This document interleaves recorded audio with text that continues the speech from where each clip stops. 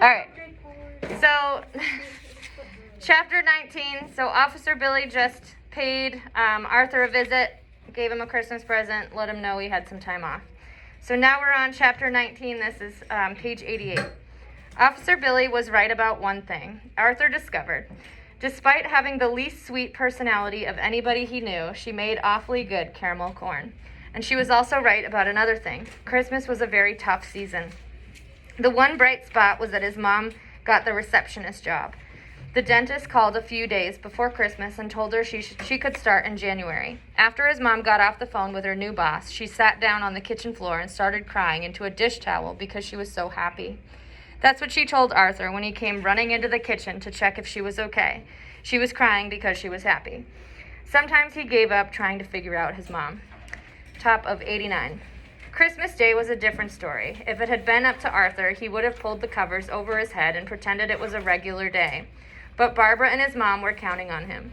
So when Barbara poked him in the arm at about 6 o'clock and whispered loudly in his ear that Santa had been there, he managed to say, "Good, let's see," in a fake excited voice. He followed his sister's polka dot robe downstairs. "Merry Christmas, guys," Arthur's mom said extra cheerfully as they came into the living room. She'd put on bright pink lipstick, even though it was 6 in the morning and nobody else was around. White Christmas was playing on the record player. The air smelled faintly of burned cinnamon rolls. Arthur could tell his mom was trying hard to make Christmas nice for them, but it seemed strange, like they were actors in a play, or aliens on a planet that looked exactly like their own, only it wasn't. Barbara squealed as she tore open her gifts of baby dolls and paper dolls and Barbie dolls and more dolls than Arthur could be bothered to pay attention to. He'd already been warned about the gifts, how there wouldn't be many and most of them would be for Barbara. Money was still tight. He handed his mother the small gift he'd wrapped for her. "Here, Mom." "For me?" she said, looking surprised. "It's nothing, Mom, really." Top of 90. His mom opened the tissue paper slowly. Inside there was a small metal... I am having trouble reading today, I'm sorry. Inside there was a small metal flower pot in the shape of a watering can.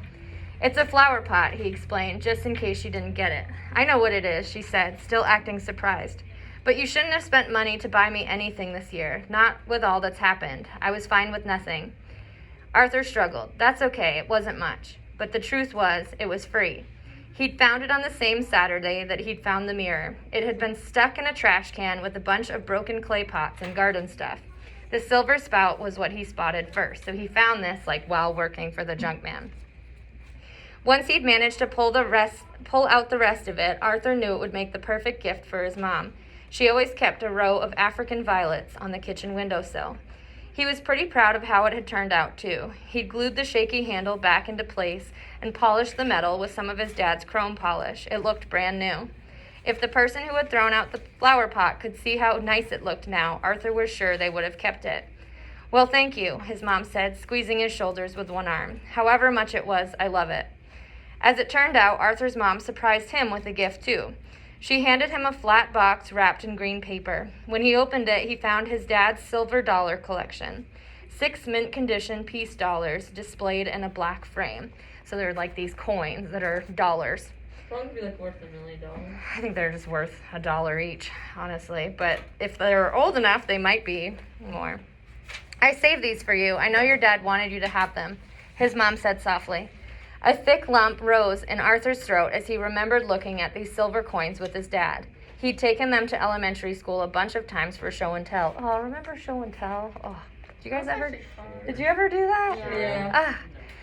Yeah, you were assigned your day. Yeah, and you would bring something in. It was so exciting. Oh yeah, he did that. I miss show and tell. We should do that someday. Yeah, just one more. Just a fun, a show and tell day. That would be fun.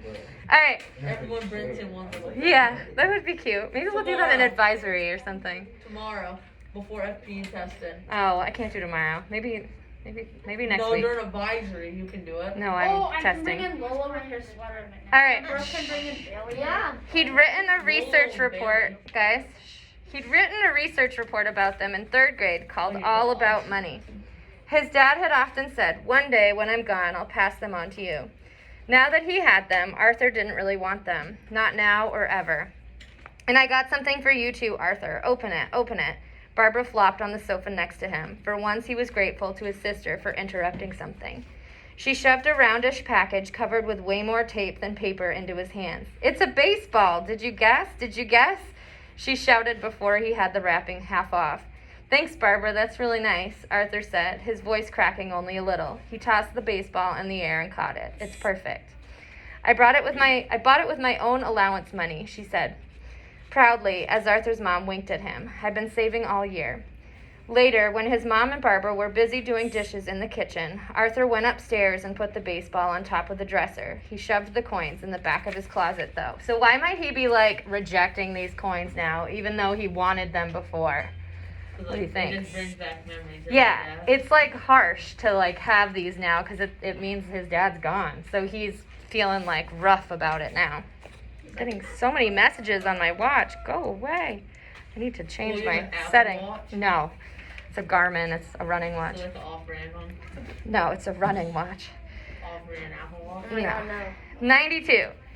It was weird how much they bothered him. He wasn't sure why. When his father's motorcycle cap and coat had been in the downstairs closet, they hadn't bothered him at all. In a way, they made him feel as if his dad was still there.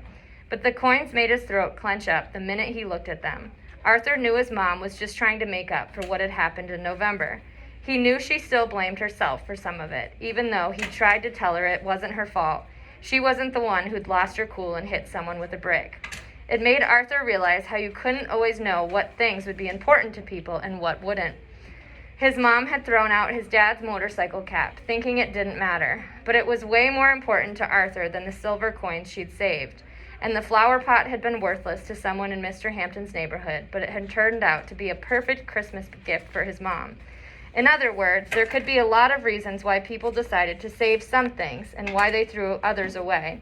Reasons that might not make any sense until you dug much deeper, which Arthur thought might be a small clue to the junk man's list.